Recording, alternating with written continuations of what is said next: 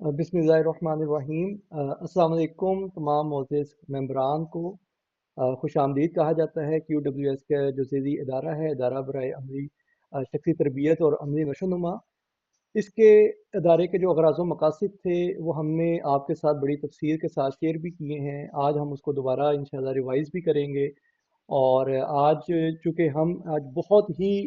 एक अहम मकाम पे पहुँच चुके हैं अपनी लर्निंग के भी और अपनी प्रैक्टिकल लाइफ के हवाले से भी, तो इसलिए ये बड़ा ज़रूरी है कि आपके सामने उन तमाम पॉइंट्स को एक दफ़ा रिवाइज़ भी किया जाए, ताकि हमारी याद दहानी भी हो जाए, हम दोबारा रिकनेक्ट भी हो जाएँ चीज़ों के साथ। और फिर इंशाल्लाह जो आज का प्रोग्राम है, जो कि ज़ुबैर शब्बीर साहब की ज़ेर निगरानी हम यहाँ तक इस सफ़र को हमने तय किया है, और उसी सफ़र को आगे इंशाल्लाह जब कंटिन्यू करेंगे आज के टॉपिक के हवाले से, जो कि बहुत ही अहम टॉपिक है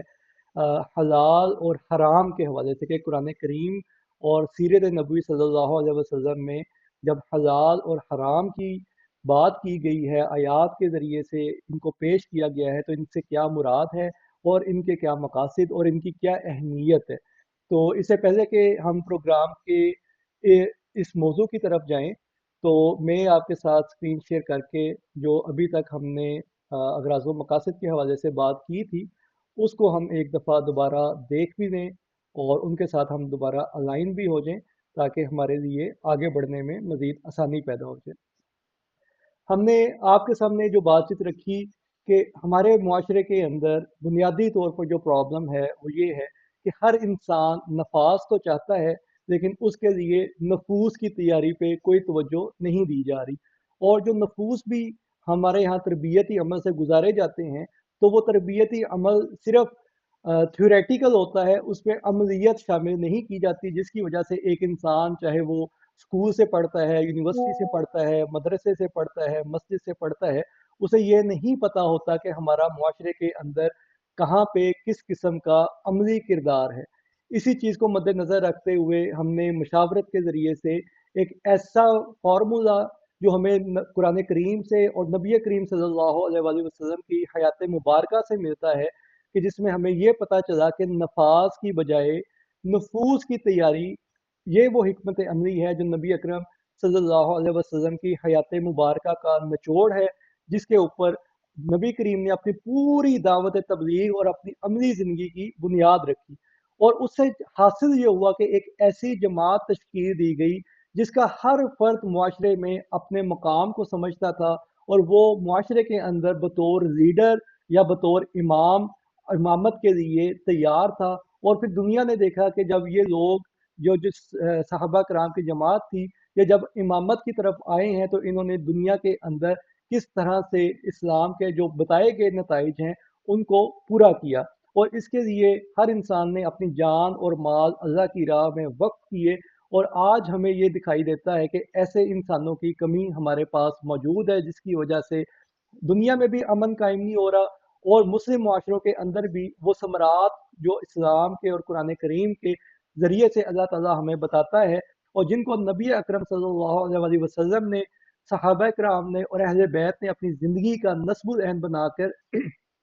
हमारे लिए अमली नमूना पेश किया है। तो इस तरबियती अमल के जो बुनियादी नकात हैं, उनको हमने बारहा पेश किया है कि इस तरबियती अमल को 5 नकात के ऊपर फोकस करवाया गया है। उसमें सबसे पहला नुक्ता ये है कि अकायद की बजाय फ़वाइद पर तवज्जो दी जाए। यानी हम अकायद की जंग से निकल जाएँ और फ़वाइद के ऊपर फोकस करें कि मैं अपनी ज़ात के अंदर मैं जिस भी अकीदे का हामिल हूँ, मेरे ज़रिए से मेरे साथ जुड़े हुए लोगों को, मेरे साथ चलने वाले लोगों को क्या फ़वाइद हैं जो मैं दे सकता हूँ। इसी तरह मसाइल की बजाय वसाइल का फ़रोग़ दिया जाए। हमारी ये कोशिश रही है कि हमने मसाइल की बजाय वसाइल के ऊपर तवज्जो दी और फ़ोकस किया कि हम कैसे वसाइल के ज़रिए से अपने मसाइल को हल करने की जानब अपनी ज़िंदगी को रवां-दवां कर सकते हैं। तीसरा अहम नुक्ता है मुआशरत जो है, मुआशियत की बुनियाद है। यानी हमारा जो मेल जोल है, हमारा जो मिलना जुलना है, हमारा जो मुआशरे के अंदर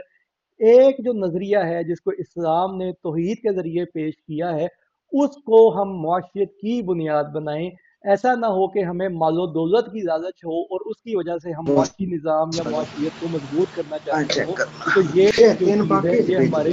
मकासद के लिए भी नुकसानदेह है और हमारी दुनिया और आखिरत के लिए भी नुकसानदेह है। तो इस चीज़ को हमने फोकस किया कि जो मुआशरत है, जो तौहीद की बुनियाद पे हम यहाँ इकट्ठे हैं और इसी तरह हम मुआशरे को तश्कील करें और वहाँ पे हमारी जो मुआशरत है वो बुनियाद बने मुआशियत की। चौथा अहम पॉइंट है कि अल्लाह का अगर हम राज चाहते हैं तो हमें जो रसूल अल्लाह सल्लल्लाहु अलैहि वसल्लम के रवाज हैं, जो उनकी सीरत है, जो उनका उसवा हसना है, उसको समझना है और उसको अपनाना है। और पांचवा नुक्ता जो बहुत ही अहम तरीन नुक्ता नुक्ता है वो ये है कि इज्तिमाइयत और हरकत ये बरकत की बुनियाद है। यानी जब तक मैं या आप या हम सब इनफरादियत में मुक़ीद रहेंगे, इनफरादी मकासद के पीछे भाग दौड़ करते रहेंगे, हमारे मुआशरे में, हमारी ज़िंदगी में बरकत कायम नहीं होगी। अगर हम अल्लाह की बरकत चाहते हैं, अल्लाह की हसनात हासिल करना चाहते हैं, दुनिया और आखिरत के अंदर अपने आप को कामयाब देखना चाहते हैं, तो हमें इज्तिमाइयत में आना होगा और हमें हरकत करनी होगी कि हमें पता ये हो कि मेरा मुआशरे के अंदर क्या मकाम और क्या किरदार है और मैंने उसके लिए खुद को कैसे हरकत करवानी है, कैसे पेश करना है। इन सारे निकात को सीखने के लिए, समझने के लिए हमने 8 मराहिल पे मबनी एक तरबियती प्रोग्राम तश्कील दिया था, जिसका आगाज़ मार्च 2026 में किया गया और जिसके पहले 3 निकात हम तय कर चुके हैं, जिसमें सबसे अहम नुक्ता ये था कि मुस्लिम और मोमिन का मकाम और उसका काम। यानी अगर मैं ईमान लेकर आता हूँ अल्लाह के ऊपर, रसूलों के ऊपर, किताबों के ऊपर,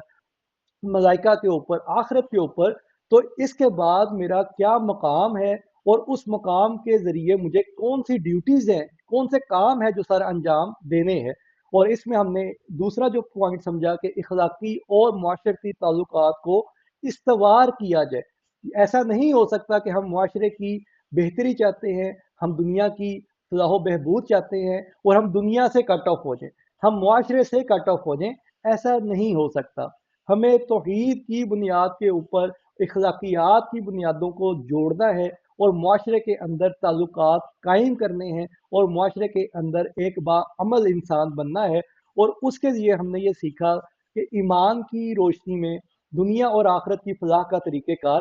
क्या है जो अल्लाह ने पेश किया है, वो कौन सा तरीक़ेकार है जो नबी अकरम सल्लल्लाहु अलैहि वसल्लम ने, उनके सहाबा कराम ने अपनाया है और उनको दुनिया में और आखिरत में कामयाबी मिली है।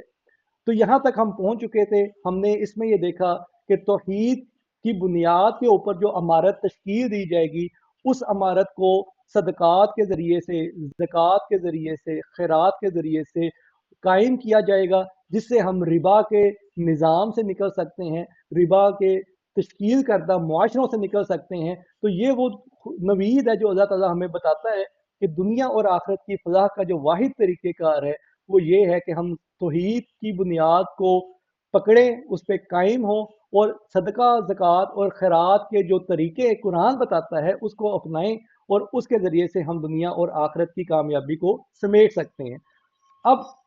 हम ऐसी जगह पे खड़े हैं कि जहाँ पे हमने थ्योरेटिकल वर्क जो है तकरीबन मुकम्मल कर दिया है कि हमें पता ये चल गया कि सदका क्या है, खैरात क्या है, ज़कात क्या है। अब हमने ये देखना है कि मेरी जो ड्यूटीज़ बतौर मुस्लिम डिफ़ाइन हुई हैं, मेरा जो मकाम डिफ़ाइन हुआ है, मेरे जो ताल्लुकात कायम हो रहे हैं तौहीद की बुनियाद के ऊपर, अब मैंने इज्तिमाई तौर पर क्या करना है। तो कुरान इसके लिए अकीमुस्सलाह व आतुज़ ज़कात के अल्फाज को या ये इस्तिलाहात को कुरान में मुतअद्दद बार पेश करता है। हर जगह पे जहाँ पे अकीमुस्सलाह है वहाँ व आतुज़ ज़कात पे ज़ोर देता है कि ये दोनों चीज़ें साइड बाय साइड चलेंगी। तो अब से हमारा जो इज्तिमाइयत की तरफ का सफ़र है, उसका हम आगाज़ करेंगे। उसमें हम तर्ज़े ज़िंदगी को सीखेंगे कि एक मुस्लिम और मोमिन की तर्ज़े ज़िंदगी कैसी होनी चाहिए, जिसके ज़रिए से हम नफ्स मुतमइन्ना का हसूल कर सकते हैं। और ये इज्तिमाइयत कायम करने में, ये ज़कात का निज़ाम कायम करने में, ये तर्ज़े ज़िंदगी को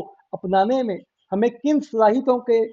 अंदर जाना होगा, हमें किन सलाहियतों को, किन आदात को अपनाना है और किन सलाहियतों को हासिल करना है, ताकि हम अपनी ज़िंदगी के ज़रिए ये गवाही दे सकें कि हाँ, मैं मुस्लिम हूँ, मैं फ़िज़ूल खर्ची नहीं करता, मैं सुन्नत नबी सल्लल्लाहु अलैहि वसल्लम को अपनाए हुए हूँ और मैंने ये सीखा है कि मेरे अंदर ये कमी है और ये सलाहियतें पैदा करने की ज़रूरत है, और उसके ज़रिए से जो मेरे मालो दौलत में बरकत आ रही है, मेरी ज़िंदगी में बरकत आ रही है, मेरे शऊर में, मेरी रूहानियत में बरकत आ रही है, तो उसको हमने सदका ज़कात के ज़रिए से बाँटना है। उसके ज़रिए से हमने रब्बानियीन तक का जो सफ़र है उसको तय करना है, और ये वो दावत तबलीग है जो हमने अपने ऊपर फ़र्ज़ करनी है कि हमने ये वो फ़रीज़ा रिसालत है जिसका हमने बतौर उम्मती होने का सबूत देना है कि अब कोई नबी या कोई रसूल नहीं आ रहा, तो ये जो रिसालत का फ़रीज़ा है ये उस रसूल, उस नबी के मानने वालों ने अदा करना है। और उसके लिए हमारी ये सारी जद्दोजहद है कि हम पहले उस मकाम को समझें, उस काम को समझें, उसको अपनाएं और उसके ज़रिए से पैदा होने वाले फ़वाइद को, नताइज को लोगों के सामने पेश करें। तो ये वो अमली तबलीग है जो आज के दौर में मुस्लिम मुआशरों के अंदर उस तरह मौजूद नहीं है, जैसे कि अल्लाह ने कुरान में और नबी करीम ने अपनी सीरत में पेश करके दिखाया है। तो आज से हमारे जो प्रोग्राम है वो इन पाँचों निकात के ऊपर मुस्तकिल बुनियादों पे चलेंगे, ताकि हम अपनी इनफरादियत को अमलियत के अंदर कन्वर्ट करें और उससे पैदा होने वाले जो नताइज हैं, उससे पैदा होने वाले जो फ़वाइद हैं, उनको सदका और ज़कात की खैरात की रोशनी में उसी तरह माशरे के अंदर आम करते जाएं। तो इस हवाले से ये जो इंट्रोडक्शन था आपको दोबारा इसलिए देना मकसूद था कि हमें ये क्लियर हो जाए कि इनफरादियत को इज्तमाइयत में कन्वर्ट किए बगैर हम मुस्लिम और मोमिन का जो अमली काम है वो महरूम रहेंगे, वो नहीं होगा, तो मुआशरों के अंदर नताइज या तब्दीली पैदा नहीं होगी। तो इसी वजह से आज का जो मौजू हमने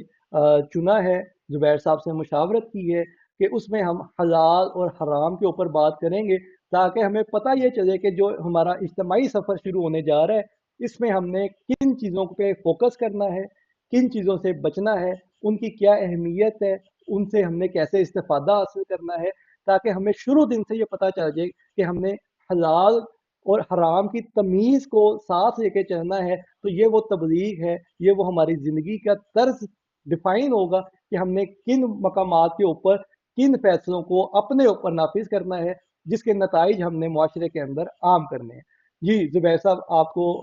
बहुत खुश आमदीद प्रोग्राम के अंदर, और जी थोड़ी तमहीद मुझे जज़ाकल्लाह। लंबी हो गई, बहुत माजरत उसके लिए, लेकिन आप इसमें कुछ एडिशन करना चाहे इससे पहले कि हम मौजू के ऊपर बात करें, तो आप काइंडली इस पे ज़रूर बात कीजिएगा।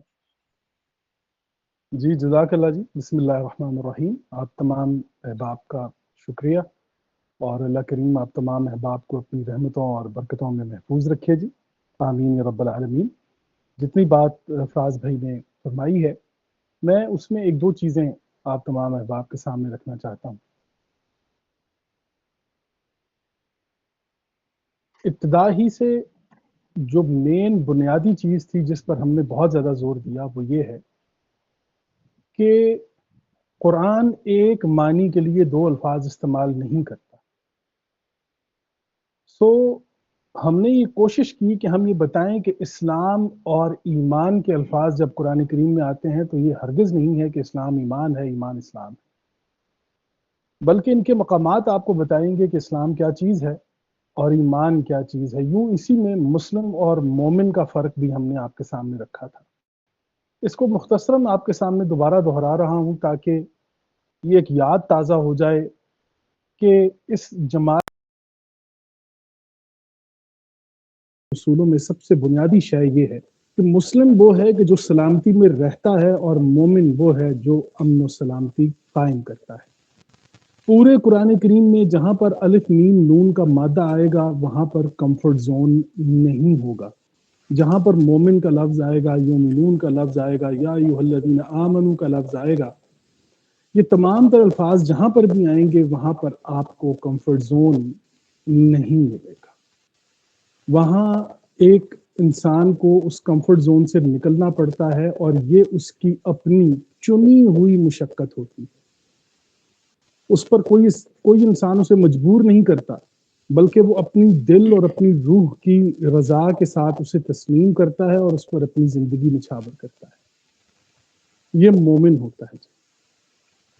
तो शुरू से हम ये बात कर रहे हैं कि हमारा मकसद ये है कि एक तो قرآن کریم کی تعلیم اور تربیت اور ترغیب کو ساتھ رکھا جائے، اس کے ساتھ ساتھ ایسے عملی مقامات کی طرف بڑھا جائے کہ جہاں پر مقصدیت ہو، جامعیت ہو، جہاں پر نتائج ہو۔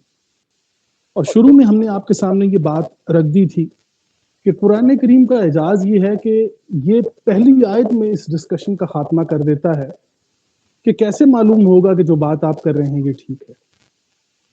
اس نے کہا کہ ذالک الکتاب لا ریب فیہ، یہ وہ کتاب ہے کہ اس میں کوئی ریب نہیں ہے، عمومی ترجمہ اس کا شک ہے۔ تو اس کے بارے میں بھی ہم نے یہ بتا دیا تھا کہ شک پیدا ہی وہاں پر ہوتا ہے جہاں پر نتائج پیدا نہ ہو رہے ہیں۔ جہاں ہر بات ہر لمحہ نتیجہ پیدا کر رہی ہو، وہاں پر شکوک و شبہات کی کوئی گنجائش نہیں ہوتی،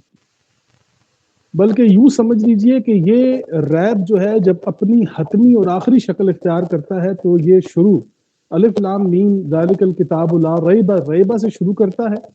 اور آخری آیت میں آپ دیکھ لیجئے، اس آخری آیات میں سورہ الناس کی، کہ یوسوس فی صدور الناس، تو آپ یہ دیکھیے کہ یہ ریب، شک اور یہ تمام تر چیزوں سے گزرتا ہوا وسوسے کی حد تک انسان جو ہے وہ چلا جاتا ہے۔ یہ بھی ایک سفر ہے جو قرآن کریم کے اندر آپ دیکھیں گے۔ تو یہ ایسا نہیں ہوگا کہ میں کسی انسان سے یہ کہوں کہ آغاز تو بسم اللہ، انجام خدا جانے۔ خدا تو یہ جانتا ہی جانتا ہے، بات تو یہ تھی کہ انسان کو یہ راز بتا دیا جائے کہ اگر آپ یہ کام شروع کریں، آپ اس مقام پر کھڑے ہو جائیں، تو اس کے تمام تر نتائج خدا آپ کے سامنے رکھتا ہے۔ جہاں پر میں نے کہا کہ نتائج دکھائی نہ دے رہے ہوں، وہاں پر شکوک و شبہات دکھائی دیتے ہیں۔ قرآن کریم ایسا کام نہیں کرتا۔ یہاں پر آج ایک قدم اور آگے بڑھ کر میں آپ کے سامنے اسلام اور ایمان کا مطلب رکھنا چاہتا ہوں، تاکہ آپ احباب اس پر مزید زیادہ غور سے دیکھیے اور سوچیے۔ مسلم کا ترجمہ ہم نے آپ کو بتایا تھا کہ یہ سلم سے ہے، سلامتی سے ہے، تسلیم سے ہے، اور بہت سے اس کے لغوی اور اصطلاحی معنی سن رکھے ہیں۔ استلم کرنا، تستلم کرنا یعنی کسی کو سونپ دینا۔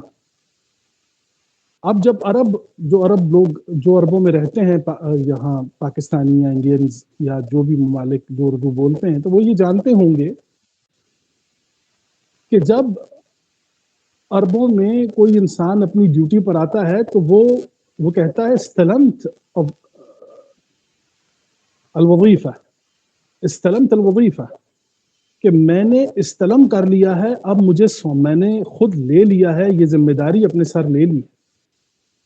تستلم، تم اس چیز کو لوگے، اس ذمہ داری کو لوگے، تو یہ استلام ہوتا ہے۔ عربی زبان میں کہتے ہیں کہ یہ استلام، کوئی انسان کسی شے کو لے کر اس کی ذمہ داری لے لے، اسے استلام کہا جاتا ہے۔ تو یہ سلم کے مادے پر ہی پیدا ہونے والے الفاظ ہیں۔ تو اب جب آپ یہ دیکھیں گے کہ حضرت لقمان سے لے کر جتنے بھی انبیاء ہیں جن کا ذکر قرآن کریم کے اندر آپ دیکھیں گے، تو وہ قرآن کہتا ہے لا تموتن الا وانتم مسلمون۔ وہ اپنی اولاد کو اور اپنی امت کو اور اپنے لوگوں کو یہ بتا رہے ہیں کہ دیکھو تم نے نہیں مرنا ماں سوائے مسلمان ہو کر۔ تو مسلمان جو ہے یہ کیا صرف محض یہ بات ہے کہ مرتے وقت منہ پر زبان پر فرمایا گیا کہ لا الہ الا اللہ ہو، تو یہ جو لا الہ الا اللہ ہوگا اور ایک انسان مرتے وقت مسلمان ہوگا تو اس کی کوئی نتائج بھی تو ہوں گے نا؟ یا یہ محض لفاظی ہوگی کہ جس میں یہ کہا جائے گا کہ ٹھیک ہے جی اس نے کلمہ پڑھ لیا ہے تو اب یہ مسلمان ہو کر دنیا سے جا رہا ہے۔ بات یہ ہے کہ جو چیز خدا نے اس کو دے رکھی تھی، اب یہ دوسرے کو سونپ کر، یہ ذمہ داری دوسرے کو سونپ کر، چاہے وہ اس کا مال و متاع ہے، چاہے وہ اس کا علم ہے، کاوشیں ہیں، محنت ہے، تجارت ہے، جو کچھ بھی اس نے زندگی میں کمایا ہے وہ دوسرے کو دینے کے لیے تیار ہو گیا ہے۔ یہ مسلم، اسے مسلم کہتے ہیں۔ ایک مسلمان کا دنیا سے جانے کا یہ اسلوب قرآن کے علاوہ دنیا کی کسی کتاب کے اندر آپ کو نہیں ملے گا، کہ قرآن میں جب یہ انبیاء کی دعائیں آپ دیکھیں گے، خاص طور پر حضرت لقمان اور یہ تمام تر انبیاء کی بات آئے گی، رسولوں کی، تو وہ بار بار کہہ رہے ہیں کہ دیکھو تم نے نہیں جانا دنیا سے ماں سوائے مسلمان، تمہاری حالت جو ہے وہ ایک مسلم کی حالت ہونی چاہیے۔ تو ایک مسلم کی حالت کیا ہوتی ہے کہ وہ خود اس نے تسلیم کیا، سلامتی میں رہا، اور اب جو کچھ اللہ نے اسے دے رکھا ہے اسے وہ دوسروں کے حوالے کر کے دنیا سے چلا گیا ہے۔ یہ تو ہو گیا اسلام۔ اور یہ اسلام کی سب سے مشکل ترین کیفیت ہے جو میں نے آپ کے سامنے آج رکھی ہے. اس سے پہلے تو ہم نے آپ کو بتایا تھا کہ اسلام کیا چیز ہے.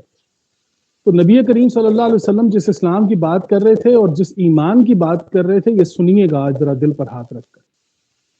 کہ اسلام تو یہ ہے کہ ایک انسان ساری زندگی سلامتی کے اندر گزارے، دوسروں کے لیے بھی کوشش کرے. تسلیم کرنے کا نام اسلام ہے. اور جب وہ دنیا سے جانے لگے تو دوسروں کے حقوق تسلیم کرتے ہوئے اپنے مال و متاع میں سے، اپنی سکلز میں، اپنی تجارت میں، اپنی زمین میں، اپنی ہر شے میں وہ دوسروں کا حق تسلیم کرتے ہوئے وہ حق ان کو حوالے کرے اور دنیا سے چلا جائے. یہ ہے استلام. دوسرے استلم کریں اس سے، دوسرے اس سے لے لیں، اور وہ بھی ان کی ذمہ داری ہو، اور وہ بھی جب دنیا سے جائیں تو وہ دوسروں کو دے کر جائیں. یوں یہ ایک بہتا ہوا دریا، یہ خیرن کثیرہ آپ دیکھیں گے. اس سے تھوڑا سا اور آگے بڑھیے تو اب ایمان آ گیا ہے. جہاں پر ایمان، میں نے آپ کو بتایا ہے، ایمان کا لفظ آئے گا، کمفرٹ زون نہیں ہوگا. ایمان ہمیشہ فطرت کے بالکل برعکس آ کر کھڑا ہوتا ہے. جی انہوں نے کہا کہ اسلام دین فطرت ہے، ایمان فطرت ہے. ایمان فطرت نہیں ہے. ایمان بالکل فطرت کے برعکس کھڑا ہوتا ہے. ایمان، اسلام یہ ہے کہ سلامتی میں رہتے ہوئے آپ نے 1000 روپے کا کام کر لیا، محنت کر لی، مزدوری کر لی ایک انسان نے. اب عقل یہ کہتی ہے، فطرت یہ کہتی ہے کہ یہ آپ کے ہیں، یہ آپ رکھ لیجئے. لیکن ایمان ہے کہ جو آپ سے یہ مطالبہ کرتا ہے کہ اپنی ضرورت کے مطابق رکھیے اور باقی جو ضرورت مند ہے اسے دے دیجیے. یہ تو بڑا مشکل کام ہے. جہاں پر مشقت ہوگی، محنت ہوگی، اور ہوگی تو وہ مومنین کے لیے راحت، لیکن ہمارے جو مومن نہیں ہے اس کے لیے تو یہ بڑی مشقت اور محنت اور تکلیف والا کام ہوگا. باقی ایک مومن کے لیے تو یہ بہت بڑی راحت ہے کہ وہ دنیا میں بھی یہ راحت لے گا اور آخرت میں. تو ایمان جہاں پر آپ دیکھیں گے وہاں پر دینے کی بات آئے گی، وہاں پر دینے کی بات آئے گی، اور دنیا میں دینے کی بات آئے گی. آپ دیکھ لیجیے دنیا میں جو کچھ آپ نے دیا ہوگا یہی آپ کے آگے کام آئے گا. قرآن کریم اور رسول کریم نے یہی فرمایا ہے. تو پتہ چلا کہ دنیا میں جو کچھ آپ دے رہے ہیں یہ ایمان ہے. اور جب آپ ایک مسلم کی حالت میں دنیا سے جاتے ہیں، یہ اسلام ہے. یعنی جو کچھ اللہ نے آپ کو دے رکھا تھا وہ آپ خدا کے قانون کے مطابق دنیا میں اس کے حصے دے کر، اس کو بانٹ کر آپ آگے چلے گئے. کمال دیکھیے قرآن کریم کا. اور وہ جو انبیاء، یہ میری آپ تمام احباب سے درخواست ہوگی کہ قرآن میں ان تمام آیتوں کو نکالیے کہ جہاں پر یہ کہا جا رہا تھا کہ لا تموتن الا وانتم مسلمون، تم نے نہیں مرنا وہاں سوائے اس حالت میں کہ تم مسلمان ہو. تو ایک مسلمان کی زندگی جو ہے جب وہ اپنے اختتامی حالت کے اوپر پہنچتی ہے تو یہ بار بار یہ الفاظ کا دہرانا کہ تم نے مسلم کی حالت میں دنیا سے جانا ہے، تو اس کا مطلب یہ ہے کہ خدا نے جو آپ کو دے رکھا ہے اسے خدا کے قانون کے مطابق، رسول کریم صلی اللہ علیہ وسلم کے بتلائے ہوئے طریقے کے مطابق ڈسٹریبیوٹ کیجئے. and now you are ready to take off. اب یہاں پر آپ کو پتا چلے گا کہ اسلام اور ایمان کا جب نام آئے گا، تو یہ آج میں بڑی سخت سی بات کرنے لگا ہوں لیکن یہ بات حقیقت ہے، کیونکہ نبی کریم صلی اللہ علیہ وسلم نے فرمایا کہ امتوں کے فتنے ہیں اور میری امت کا فتنہ مال ہے. اب اسلام میں ایز اے مسلم جو کچھ آپ دے کر جائیں گے یہ آپ کا ویلتھ ٹیکس ہے، اور جو ایمان ہے یہ انکم ٹیکس ہے. جو آپ انکم پر دیتے ہیں یہ ایمان قانون کے مطابق، ہم نے بتایا تھا اس کے اوپر بیت المال کیا پیغام دیتا ہے اور بیت المال کیسے اس پر کام کرتا ہے. ایمان کی بنیاد آپ اپنی، یہ ایمان ہوتا ہے کہ آپ نے جتنا کمایا ہے، کتنی کمائی آپ نے کی ہے، اس میں سے آپ نے خدا کا حق نکالنا ہے. یہ ایمان ہے اور یہ دنیا میں آپ نکالیں. اسلام یہ ہے کہ اب آپ دنیا سے جانے والے ہیں اور ایک ویلتھ ہے جو آپ نے بنا لی. اب اس کی تقسیم کی باری آ گئی. اب آپ دنیا سے جا رہے ہیں تو اس پر آپ وصیت کیجئے،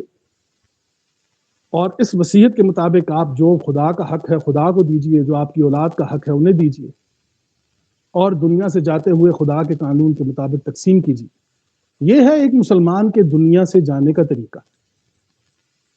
تو یہ یاد رکھیے کہ ہم نے جتنی بھی گفتگو کی آپ تمام احباب سے، اس تمام تر گفتگو میں پھر یہاں ایک اور جملہ بھی لے لیجئے نبی کریم صلی اللہ علیہ وسلم کا، کہ آپ صلی اللہ علیہ وسلم کی حدیث مبارکہ ہے کہ جو انسان جو ہے جمعے کے روز سورہ کہف کی 10 آیات پڑھے گا تو وہ دجال کے فتنے سے محفوظ رہے گا، یا وہ ایک نور میں رہے گا۔ تو عجیب سی ایک بات ہے کہ نبی صلی اللہ علیہ وسلم نے یہ فرمایا ہے کہ میری امت کا فتنہ مال ہے، تو آپ یہ دیکھیں گے کہ حیران کن بات ہے کہ پوری سورہ کہف کے اندر مال کا ذکر آپ کو چاروں واقعات کے اندر ملتا ہے، چاہے وہ اصحاب کہف میں رہنے والے ان لڑکوں کی بات ہو کہ وہ ایک کہے کہ یہ ورقہ لے کر جاؤ اور بازار سے طعام لے کر آؤ، کھانا لے کر آؤ، یہ یہاں پر بھی مال کی بات آ گئی۔ حضرت خضر کی بات آئی، دو جنت والوں کی باغ والوں کی بات آئی تو وہاں پر بھی مال و متاع کی بات آ گئی۔ حضرت خضر اور موسیٰ کی بات آئی تو کشتی چھننے کی ہے، یتیموں کی دیوار کے نیچے خزانے کی، یا ان کو کھانا نہ کھلانے کی، یہ ساری بات جتنی بھی مال و متاع کی آئی۔ حضرت خضر کی دفعہ جب آپ دیکھیے، حضرت ذوالقرنین کی دفعہ، تو یہ چاروں واقعات آپ دیکھیں گے کہ حضرت ذوالقرنین نے ان کو کہا کہ تم میری مدد کرو اور مجھے قوت دو اور میری مدد کرو، اس میں آپ مال و متاع کو صاف دیکھ سکتے ہیں۔ تو پتہ چلا کہ یہ مال و متاع کا جتنے بھی آخری دور جس فیز کے اندر ہم داخل ہو چکے ہیں اس وقت سورہ کہف کے فیز میں، تو اس میں آپ دیکھ لیجئے کہ مال و متاع کا یہ فتنہ کس قدر زور پکڑ چکا ہے کہ اس وقت والدین کے لیے اولاد سے زیادہ ان کے مال و متاع کی فکر ہے، اولاد کو اپنے والدین سے زیادہ مال و متاع کی فکر ہے۔ قوموں کے ہاں کسی بھی انسان کی صلاحیت یا اس کی محنت جو ہے وہ کوئی معنی نہیں رکھتی، یہاں پر ایک جملہ معنی رکھتا ہے کہ کماتے کتنا، آپ کا لڑکا کماتا کتنا ہے، کہاں سے کماتا ہے، کسی سے اس چیز کا کسی سے کوئی تعلق نہیں۔ لوگوں کا رویہ آپ دیکھ لیجیے، یہاں تک کہ ٹریفک پہ آپ جاتے ہوئے رکشوں کے پیچھے آپ دیکھیں گے کہ گھر بیٹھے 1.5 لاکھ روپیہ کمائیں، نیچے کوئی ڈیٹیل نہیں ہوتی ماں سوائے ایک نمبر کے۔ اب وہ ایک نمبر ہمارے بچوں کے ساتھ کیا کرے گا یا ہمارے بچوں کے بچیوں کے ساتھ کیا کرے گا، اس کے نتائج کا ہمیں نہیں پتا، لیکن ہمیں یہ پتا ہے کہ گھر بیٹھے 1.5 لاکھ روپیہ کما لیں۔ تو یہاں سے آپ اندازہ لگا لیجئے کہ مال و متاع کی یہ بات جو رسول کریم صلی اللہ علیہ وسلم نے فرمائی ہے یہ کتنی اہم ہے، اور یہاں پر اسلام و ایمان کا سمجھ آنا ہمارے لیے کتنا اہم ہے اور کتنا ضروری ہے۔ تو میں نے یہ آپ کو بتایا کہ اسلام دین فطرت ہے، ایمان فطرت نہیں ہے۔ ایمان لانا پڑتا ہے، اور ایمان لانے کے لیے یہ ایمان بڑھتا بھی ہے، کم بھی ہوتا ہے، اور ایمان لانے کے لیے آپ کو کمفرٹ زون سے نکلنا ہوگا۔ یہی وہ ایک گفتگو تھی کہ جو ہم شروع سے لگاتار آپ کے سامنے پیش کرتے چلے آ رہے ہیں۔ اس کے ساتھ ساتھ ہم نے وہ تمام تر اصطلاحات بھی آپ کے سامنے رکھی ہیں کہ جن میں ہم آپ کو بتا رہے ہیں کہ قرآن کریم با کمال اور با جمال اس لیے ہے کہ اس کتاب میں ایک معنی کے لیے 2 الفاظ استعمال نہیں ہیں، اور اس کی تمام تر مثالیں ہم آپ کے سامنے رکھتے چلے آئے ہیں۔ کافی ویڈیوز ہیں ہماری، اس میں ہم نے آپ کو بتایا ہے کہ ما هو الفرق بین الایمان والاسلام، الرحمن الرحیم میں کیا فرق کرتا ہے قرآن، اور نبی اور رسول میں کیا فرق کرتا ہے قرآن کریم، اور یہی اس کتاب کا اعجاز ہے کہ یہ اس میں ایک معنی کے لیے 2 الفاظ استعمال نہیں۔ اب بات ہماری ہو رہی تھی اجتماعیت کی، اور اس اجتماعیت میں ہمارے QWS کی بنیاد پر ہم نے جتنی کوشش کی ہے کہ تمام ممبران جو ہیں، جتنے بھی ہمارے ساتھ لوگ شامل ہیں، ان کے پاس بھی وہ تمام تر نکات 1 لائن آنسر کے اندر موجود ہوں، 1 لائن آنسر کے اندر موجود ہوں، انہیں پتا ہو، اور ہماری یہ کوشش رہی ہے کہ ہمارے جتنے بھی QWS کے ممبرز ہیں ان کے پاس مکالمے کا ایک خاص اسلوب ہو، وہ اسلوب جو قرآن کریم نے بتایا ہے۔ اس پر بھی میں چاہوں گا کہ میں بہت اہم ترین یہ بات ہے جو میں آپ احباب سے کرنا چاہتا ہوں کہ دیکھیے قرآن کریم کی آیت ہے سورہ الانعام آیت نمبر 36 ہے، سورہ الانعام آیت نمبر 36، اعوذ باللہ من الشیطان الرجیم، بسم اللہ الرحمن الرحیم، انما یستجیب الذین یسمعون۔ تو مانتے تو وہی لوگ ہیں، عام ترجمہ یہ ہے کہ مانتے تو وہی لوگ ہیں جو سنتے ہیں۔ یہ استجیب جواب کے مادے سے ہے، اور یسمعون سننے کو کہتے ہیں۔ تو پتہ چلا کہ جس انسان کو سننے کی تمیز ہوتی ہے اسے جواب دینے کی تمیز ہوتی ہے، وہ یہ جانتا ہے کہ جواب کیسے دیا جائے گا۔ تو پتہ چلا کہ مکالمے کا سب سے بہترین اسلوب یہ ہے کہ آپ ایک بہترین سامع ہوں، آپ کو سننا آتا ہو، اور اس سننے کے اندر آپ مدلل ہونے چاہیے، آپ کے پاس دلیل ہونی چاہیے۔ تو جس انسان کو سننے کی تمیز نہیں ہوتی، قرآن ہمیں یہ بتا رہا ہے کہ اسے بولنے کی تمیز نہیں، اسے جواب دینے کی تمیز نہیں۔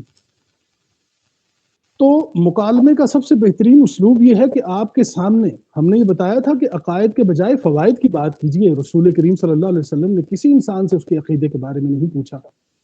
اور یہی خوبصورتی ہے QWS کی کہ اس میں ہم نے بھی آج تک کسی ممبر سے اس کے عقیدے کے بارے میں نہیں پوچھا۔ ہم نے تو یہ پوچھا ہے کہ یہ بتائیے آپ کے علم اور عمل سے انسانیت کو کوئی فائدہ ہو رہا ہے؟ اگر ہو رہا ہے تو ہم آپ کے قدموں میں بیٹھیں گے، آپ ہماری امامت کیجیے۔ ہم ہر اس انسان کے ساتھ چلنے کے لیے تیار ہیں کہ جس کا جو مرضی عقیدہ ہے، ماں سوائے وہ چند بنیادی عقائد کہ جس میں اللہ کی توحید ہے، رسول کریم صلی اللہ علیہ وسلم کی خاتم نبوت ہے، ختم نبوت ہے، اور ان تمام تر بنیادی چیزوں کے بعد کی جو بات ہے عقائد میں، جس طرح کی عمومی جو تھوڑے بہت فروعی اختلافات ہوتے ہیں یا جو کچھ تھوڑے بہت معاملات ہوتے ہیں، ان کو کبھی ہم نے QWS کے پلیٹ فارم سے ہم نے کبھی ڈسکس نہیں کیا، کیونکہ رسول کریم کی یہ سنت نہیں ہے۔ آپ صلی اللہ علیہ وسلم کی سنت مبارکہ ہے کہ آپ صلی اللہ علیہ وسلم کا حکم مبارک ہے، میں تو یہ کہتا کہ بلغوا عنی ولو آیا، پہنچاؤ میری طرف سے چاہے ایک آیت ہی کیوں نہ ہو۔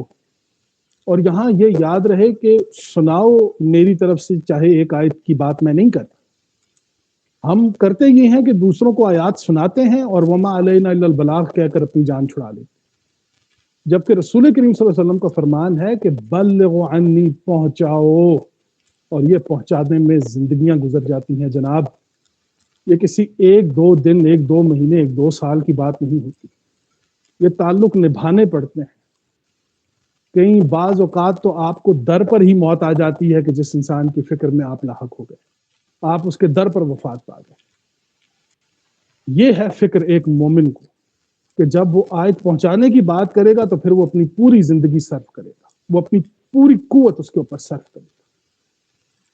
تو نبی کریم صلی اللہ علیہ وسلم کا فرمان مبارک کہ بلغوا عنی ولو آیا، پہنچاؤ میری طرف سے چاہے ایک آیت ہی کیوں نہ ہو۔ تو ہم شروع سے یہ بات کرتے چلے آئے ہیں کہ دیکھیے، تربیت المصلحین میں QWS کے تمام ممبرز میں ہر ممبر ہمارے سر کا تاج ہے، اور یہ سر کا تاج اس لیے ہے کہ ہم نے کبھی کسی ممبر سے یہ نہیں پوچھا کہ آپ بتائیے کہ آپ کے عقائد کیا ہیں۔ عقائد کی بنیاد نہیں ہے، بلکہ بنیاد یہ رسول کریم صلی اللہ علیہ وسلم کی بات ہے کہ ہم فوائد کی بات کریں گے جس میں تمام انسانوں کا فائدہ ہو، جس میں تمام انسانوں کے فائدے کی بات ہو۔ تو اسی لیے پھر ہم نے جو فراز صاحب نے بات کی بڑی اہم ہے کہ ہم نفاذ کی طرف دوڑ پڑتے ہیں، نفوس ہمارے پاس ہوتے نہیں ہیں۔ دیکھیے، رسول کریم صلی اللہ علیہ وسلم نے پہلے نفوس تیار کیے ہیں اور پھر نفوس کے پاس نفاذ آ گیا ہے قرآن کی شکل میں۔ تو نفاذ تو بڑے بڑے آپ دیکھیے منشور ایسے کہ جماعتوں کے ایسے منشور ہیں کہ انسان دھنگ رہ جاتا ہے، لیکن ان منشور کو پڑھنے تک کی حد تک تو یہ بہت بہت اچھے لگتے ہیں، لیکن جب ہم ان کے نفاذ یا امپلیمنٹیشن کی بات کی طرف آتے ہیں تو ہمارے پاس نفوس نہیں ہوتے۔ تو پھر سوچئے کہ نبی کریم، نبی رحمت، نبی محبت نے اپنی کتنی زندگی سرو کی ہے، کتنی زندگی رسول کریم صلی اللہ علیہ وسلم نے سرو کی ہے ایک ایک انسان پر، اور ایک ایک نفس کی تیاری میں رسول کریم صلی اللہ علیہ وسلم نے کتنی محنت کی، اور ہر نفس کی پرسنالٹی، تھنکنگ، تھاٹس دوسرے پرسنالٹی سے بالکل مختلف ہے۔ تو کیا ہی کمال ہے وہ معلم، وہ رہنما نبی کریم صلی اللہ علیہ وسلم کہ وہ جب کسی کی اصلاح کر رہے ہیں تو اسے محسوس نہیں ہونے دے رہے کہ میں تمہاری اصلاح کر رہا ہوں۔ اللہ اکبر! اس سے خوبصورت تبلیغ نہ تاریخ نے کہیں دیکھی ہے اور نہ کوئی دیکھے گا، کہ ایک انسان سے مخاطب ہو اور اس کی اصلاح کر جائے اور اسے محسوس بھی نہ ہونے دے کہ میں نے تمہاری اصلاح کی، اس کو چھوٹا بھی نہ ہونے دے۔ اور نبی کریم صلی اللہ علیہ وسلم نے یہ اسلوب اختیار کیا۔ تو آپ احباب سے بھی یہ درخواست ہے کہ انما یستجیب الذین یسمعون۔ تو یہ جو ایک قاعدہ قرآن آپ کے سامنے لے کر آتا ہے کہ دیکھیے، قاعدہ یہ ہے کہ آپ کے اندر سننے کی صلاحیت ہونی چاہیے۔ جس انسان کے اندر سننے کی صلاحیت ہے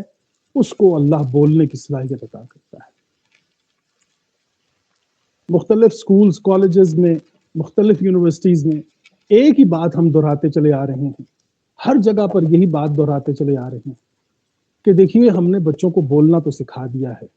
ہم نے بچوں کو خاموش رہنا نہیں سکھایا، ہماری یوتھ کو خاموش رہنا نہیں آتا، جبکہ آپ دیکھ لیجئے کہ تمام تعلیمی مدارس اور دینی مدارس اور جتنے بھی مدارس ہیں اس میں بچوں کو بولنا سکھایا جاتا ہے، بولیے بولیے بولیے۔ لیکن یہ قرآن کریم کا بڑا عجیب اسلوب ہے کہ حضرت زکریا علیہ السلام کو جب ایک تحفہ دیا جا رہا ہے حضرت یحییٰ کی شکل میں علیہ السلام کی، فرمایا گیا کوئی نشانی بتائیے، تو کہا گیا کہ 3 راتیں آپ نے کسی سے گفتگو نہیں کرنی۔ عجیب بات، پتہ چلا کہ خاموشی ایک بہت بڑی طاقت ہے، ایک انرجی ہے، اور یہ انرجی جو ہے جس انسان کو اس کا پتہ لگ جائے